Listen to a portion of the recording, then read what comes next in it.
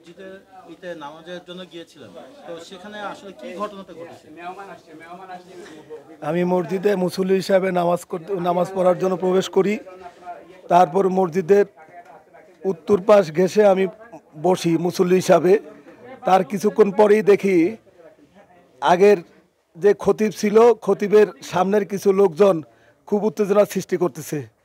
তারপরে অনেকক্ষণ বসে বসে এগুলো দেখলাম। দেখার পরে তারা দেখলাম যে দাওয়া পাল্টা করতেছে। তারপরে বসেছিলাম। কিছুক্ষণ পরে আমি বসে থাকার পরে লোকজন চলে যায় সামনে থেকে। আমি বসা অবস্থায় দাঁড়িয়েছি, আমিও বাইরে চলে আসব।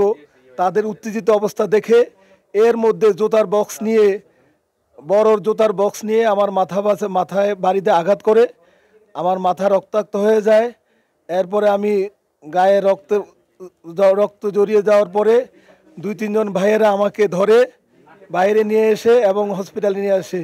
আমি যখন পড়ে যাই রক্তাক্ত অবস্থায়, তখন হসপিটালে নিয়ে আসে এবং এখানে শুনতে পারি আমার জ্ঞান ফেরার পরে 3 থেকে 4টি সেলাই লেগেছে। আমার শরীরে বিভিন্ন জায়গায় জখম, আমার হাতে জখম।